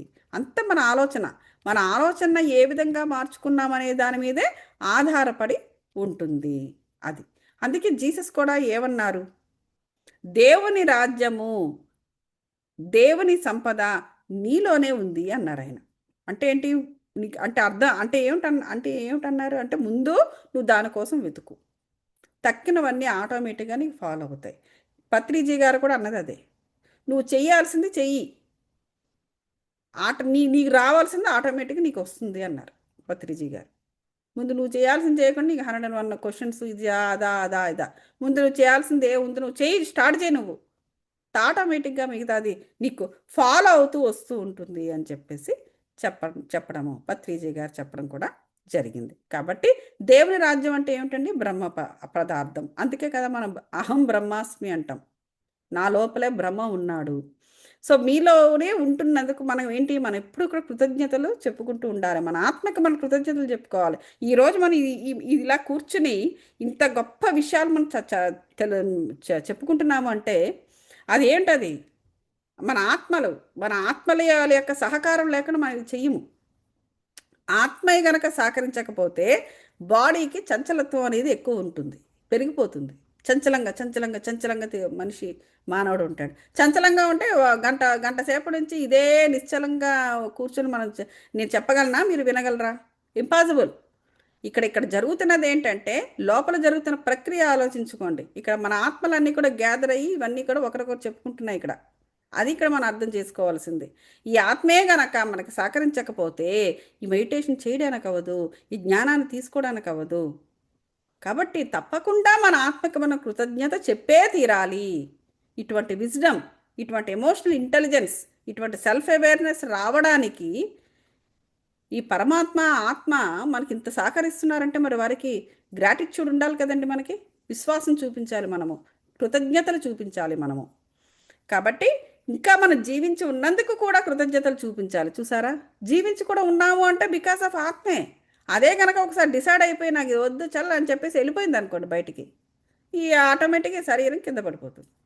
కాబట్టి జీవించి ఉన్నాము కాబట్టి దానికి కూడా మనం కృతజ్ఞత చెప్పాలి మన ఆత్మకి. ఇవన్నీ కూడా చాలా ఇంపార్టెంట్ అనమాట. ఇవన్నీ పెద్ద పెద్ద విషయాలేం కావు, కానీ మనకి గుర్తుండవు. ఎందుకు? ప్రాక్టీస్ లేకపోవడం వల్ల. ఓకే మాస్టర్స్, ఇక మనం ఇంకొక 5 మినిట్స్ ఉంది. 10 మినిట్స్ వరకు మనం మెడిటేషన్ వచ్చేసి పూర్తి చేద్దాం. ఓకే, ఇది పెద్దదే, ఇది కొంచెము. ఓకే, ఒక్కటి చెప్పేసుకుందాము, 40 పేజీలు అయిపోద్ది. ఓకే, సో కాబట్టి ఈ జీవితం అనేది మహాప్రయాణం అని మనకు అర్థమైపోయింది కదా. అంటే ఎందుకు ఈ మహాప్రయాణం చేయడానికి మనం ఎక్కడ ఎంచుకున్నాం? భూలోకాన్ని ఎంచుకున్నాం. అంటే మన భూమికి కృతజ్ఞతలు చెప్పుకోవాలి కదండి, అంతే కదా. మరి ఆత్మకి పరమాత్మకి మనం చెప్పుకున్నాం. మరి మన ఆత్మ పరమాత్మ కొన్ని టెంపరీగా అయినా ఈ భూమి మీద ఉండగలుగుతుంది అంటే మరి పాపం భూమి మనకి సహకరిస్తుంది కదా, హెల్ప్ చేస్తుంది. మరి దానికి కూడా మనం చెప్పవద్దా? చెప్పాలి. అలాగే ఈ భూమి మీద ఉండే జీవజాతులు అవన్నీ మనల్ని భరిస్తున్నాయి కదా. ఈ వృక్షాలే తీసుకోండి, జంతువులే తీసుకోండి, మనుషులే తీసుకోండి, లేకపోతే ఏదైనా కూడా మన ఉనికిని అవి భరిస్తున్నాయి. అంటే ప్రకృతి అనుకోండి. సో మరి దానికి కూడా మనము కృతజ్ఞతలు తెలుపుకోవాలి. అప్పుడు అట్లాగే ఆధ్యాత్మికంగా, చైతన్య శక్తి పరంగా, సృజనాత్మకంగా, మానసికంగా ఇలా మన వంతు సహాయాలు వాటికి చేస్తూ పోవాలి. మనకు అవకాశం వస్తూ ఉంటుంది, అవకాశం వెతకాలి. అదే అంటున్నాను, పవిత్రమైన పనులు, పవిత్రమైన స్థలాల్లో పవిత్రమైన పనులు జరుగుతూ ఉంటాయి. సో ఆ స్థలాలు వెతికి పట్టుకోవాలి. ఆ పవిత్రమైన పనులు మేము చేస్తామంటే మనము ముందుకెళ్ళాలి. ఇవన్నీ చేసినప్పుడు ఏంటంటే వాటికి కృతజ్ఞతలు మనం పాటిస్తూ ఉండడము, కృతజ్ఞతలు చెబుతూ ఉండడం అనేది జరుగుతూ ఉంటుందన్నమాట. సో ఇలాగే మా ఏంటి నేను కెనడా వెళ్ళాను. నేను ఎక్స్ట్రసీ ఆఫ్ సోకిన్ ద ఎక్స్ట్రసీ అని సద్గురు యొక్క ప్రోగ్రామ్కి. అందులో ఆయన చాలా టేక్ హోమ్ మెసేజెస్ ఇచ్చారు. అందులో ఒక మెసేజ్ ఏంటంటే, ఎక్కడ నీకు సాయిల్ కనబడు, ఎక్కడ నీకు పంచభూతాలకి నువ్వు ఎటువంటి హెల్ప్ అందివ్వగలవో అటువంటి హెల్ప్ అందివ్వమంటున్నారు. అది నీ ఇల్లా వాళ్ళ ఇల్లా అని చూసుకోవద్దు అంటున్నారు. ఒకవేళ నీ ఇంటి దగ్గర అంతా కాంక్రీట్ ఉంది, మట్టి లేదు, వెళ్ళి వేరే పక్కింటి వాడి దగ్గర అక్కడ వాడుంటే వాడి లాన్లో పనిచేయి అంటున్నారు. అమ్మ ఇలా వాడి లాన్లో నేను పనిచేస్తే వాడు ఎక్కువ సుఖపడతాడు, నేను వెళ్ళి పనిచేయడం అంటే అనుకోవద్దు. అది టెంపరీగా, అది అది అది ఆ సుఖము కంటికి కనిపిస్తున్న సుఖమే కావచ్చు, కానీ అంతకు మించి ఎన్నో రెట్ల లాభం నువ్వు పొందుతావు అని చెప్పేసి చెప్పారు. అలాగా ఎక్కడైనా సరే మనకు పవిత్రమైన పనులు చేయడానికి మనం సంకోచించకూడదు. ఈ భూమి అనేది ఎవరిది కాదు. అవి అన్నెసెసరీగా మనం మార్టిగేజ్లు కడుతున్నాం నిజం చెప్పాలంటే. అంటే అందరూ బ్రతకాలని చెప్పేసి సొసైటీలా పెట్టింది, కానీ కొట్లాట్లు జరగకుండా ఉండాలి, ఒక క్రమశిక్షణ కావాలని పెట్టింది. కానీ అసలు ఒక ఇల్లు నువ్వు కొనుక్కున్నావంటే ఆ భూమి నీకు యాస్ట్రల్గానే నీకు ఇవ్వబడింది, నువ్వు అక్కడ జీవించాలని చెప్పేసి. మరి అటువంటప్పుడు ఆల్రెడీ నువ్వు నీ సోల్ ప్లాన్లో ఆ భూమి చక్కని నువ్వు రాసుకొని వచ్చినప్పుడు ఎందుకు నువ్వు డబ్బులు పే చేస్తున్నావు? అంటే ఇక్కడ పద్ధతి, సొసైటీ పద్ధతి తప్పదు అంతే. సో కాబట్టి అది, కాబట్టి మనము ఈ విధంగా ఆలోచించాలని చెప్పేసి కూడా సద్గురు చెప్పారు. అలాగే అది అలాగే అంతే అక్కడ అవ్వలేదు కదా. పంచభూతాలకి మనం గ్రాటిట్యూడ్ చెబితే సరిపోలే, ఇంకా మళ్ళీ సమస్త చరాచర సృష్టికి మహామూల చైతన్యానికి కూడా కృతజ్ఞతలు చెల్లిస్తూ ఉండాలి. ఆకాశానికి, పంచభూతాలకు, అన్నిటికీ కూడా అనమాట. ఈరోజు మనం ఇట్లాగ నేను నిఠారుగా కూర్చున్నాను అంటే మనం అనుకుంటాం గురుత్వాకర్షణ శక్తి ఉంది కాబట్టి భూమికి, అది అని. గురుత్వాకర్షణ శక్తి ఉంటే భూమి కిందకి లాగేస్తుంది నిన్ను. నువ్వు ఇలా పైకి ఎలా నిటారుగా ఉంటావు? ఇలా పైకి నిన్ను పుల్ చేసేది ఏంటంటే స్పేస్.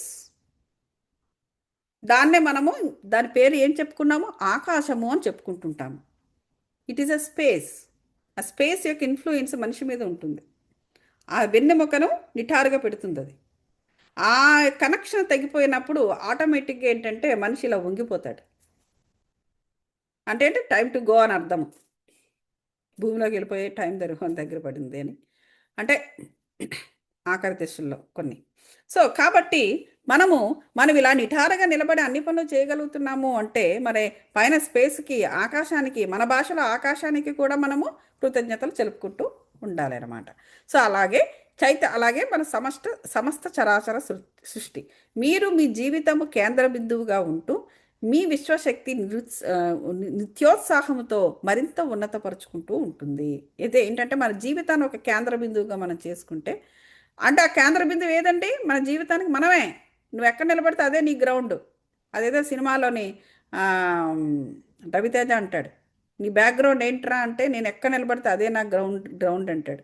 సో అది అలాంటి డైలాగులు, పంచ్ డైలాగులు పెట్టినా కూడా నిజానికి స్పిరిచువల్గా అదే కరెక్ట్. నువ్వు ఎక్కడ నిలబడితే అదే నీ కేంద్ర బిందువు, అదే నీ గ్రౌండ్. సో నీ జీవితానికి నీ కేంద్ర బిందువు కూడా నువ్వే.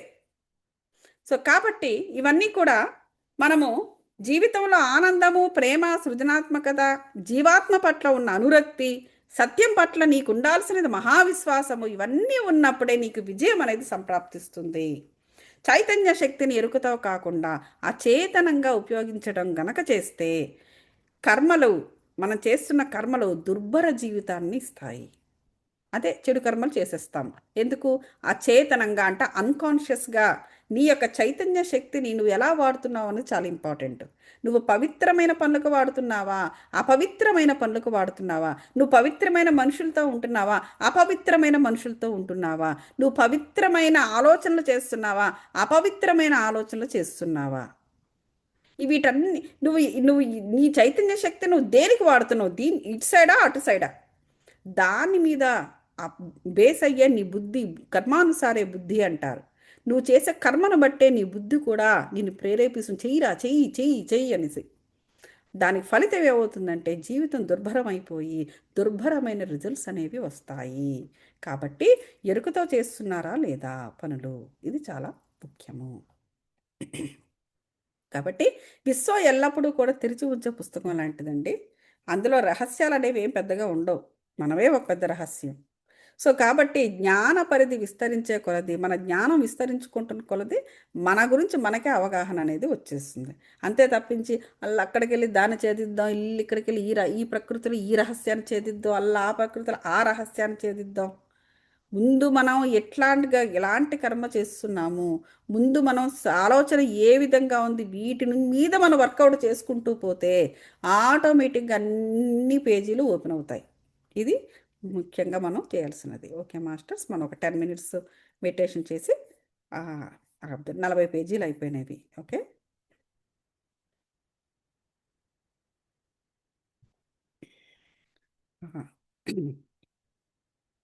కొంచెము కళ్ళు మూసుకోండి మాస్టర్స్. వెన్నెముక నిటారుగా పెట్టండి. ఆలోచన రహిత స్థితిలో ఉండండి masters. Be with your the breath. శరీరాన్నంతటికి శాంతిని నెలకొల్పడానికి ట్రై చేస్తూ ఉండండి మాస్టర్స్.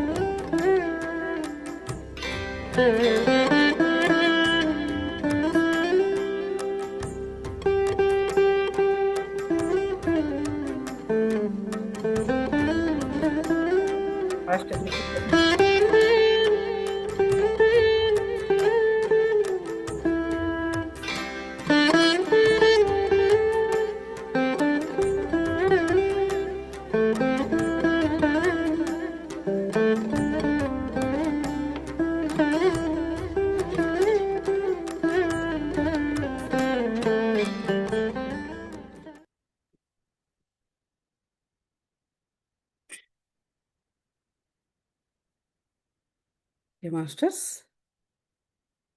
హై ఎనర్జీస్ నుండి నార్మల్ స్టేట్ ఆఫ్ మైండ్కి రావడానికి ట్రై చేయండి మాస్టర్స్. నెమ్మదిగా కాస్మిక్ పాజిటివ్ డివైన్ ఎనర్జీస్కి,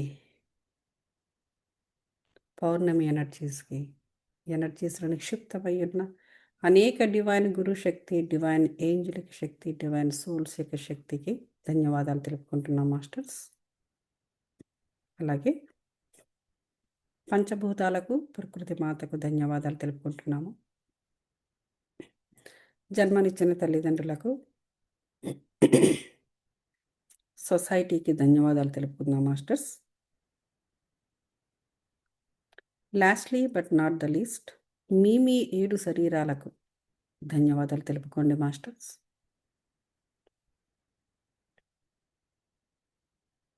ఇప్పుడు 2 అరచేతులను తీసుకుని కండ్ల మీద పెట్టుకోండి. సహజ స్థితిలో ఊపిరి పైకి పీల్చండి మాస్టర్స్. నెమ్మదిగా ఊపిరి వదులుతూ 5 సెకండ్స్, 5, 4, 3, 2, 1, 0. నెమ్మదిగా కళ్ళు ఓపెన్ చేసి 2 అరచేతులను కూడా నవ్వుతూ చూసుకోండి మాస్టర్స్. Thank you masters. ఏదైనా ప్రశ్న ఉంటే నన్ను అడగవచ్చు. ఇప్పుడు మనం చదువుకున్న దాంట్లో కానీ లేకపోతే వేరే ఏ ప్రశ్న ఉన్నా అడగవచ్చు. Any questions? Hi Gautami ma'am, చెప్పండి మేడం. ఎలా ఉన్నారు? బాగున్నానండి. చెప్పండి, మీరు ఎలా ఉన్నారు? బాగున్నాను మ్యామ్. చాలా రోజుల తర్వాత మీ క్లాస్ విన్నాను. ఈ రోజు చాలా బాగుంది క్లాస్ కూడా. థ్యాంక్ యూ అండి, థ్యాంక్ యూ సో మచ్. ఇది ప్రతి సోమవారం ఉంటుందండి, 12 to 1 o'clock. ఈ బుక్ చదువుతున్నాను నేను. ఇది 3వ అధ్యాయము. ప్లేలిస్ట్ పెడతాను నేను. యా మాధురి గారితో చెప్తాను నేను. అయినా ఇది ఎవ్రీడే మెడిటేషన్ యూట్యూబ్ లింక్ ఉంది కదా, అందులో ఉంది. అవును. జీవితం ఓకే. జీవితం ఒక వరం అని ఉంటుంది, అందులో పాత రికార్డింగ్స్ కూడా ఓ, ఉంటాయి. యా ఏం క్వశ్చన్? ఓకే మ్యామ్, నా క్వశ్చన్ అదే లైట్ వర్కర్స్ వాళ్ళు చేస్తున్నారు కదా అసెన్షియల్ పోర్టల్ గురించి. ఏంటది? అసెన్షియల్ యాక్టివేషన్ అని మ్హూ. మీరు చూసారా? దాని గురించి అది ఆగస్టులో ఉంటుందని ఒకసారి ఎక్కడ చూశాను నేను. యా అది ఏంటది, దాని గురించి చెప్పండి. 12, 18, 21 ఆగస్టు ఈ 3 days మ్. అసెన్షియల్ పోర్టల్ యాక్టివేట్ అయ్యి ఎనర్జీస్ అనేవి వస్తాయి. ఎర్త్ సాయి గురించి అన్నారు. వైబ్రేషన్ అన్నారు. మ్. అదే రేపు ఉంది. అయితే దాని గురించి డీప్ గా అంత ఐడియా లేదు. మేము అందుకే మీరు క్లాస్ లో ఎవరైనా ఉన్నప్పుడు అడుగుదామని అనుకున్నాము. ఓకే. యా నేను చూశాను. నేను అది ఎన్ని గంటలకంటే నైట్ కదా, ఈఎస్టీ. ఆ, ఇక్కడ ఇండియాలో అయితే రేపు మార్నింగ్ 10:30 ఉంది. Right right. మీకైతే యా నేను సర్క్యులేట్ చేస్తాను ఇక్కడ ఉన్న గ్రూప్స్లోని. గుడ్ ఐడియా, బాగా మీరు రిమైండ్ చేశారు. అదే కాస్మాస్ నుంచి కొత్త ఎనర్జీస్ వస్తున్నాయి. సో కాబట్టి వాటిని మనం తీసుకోవాలని చెప్పేసి చెప్తున్నారు.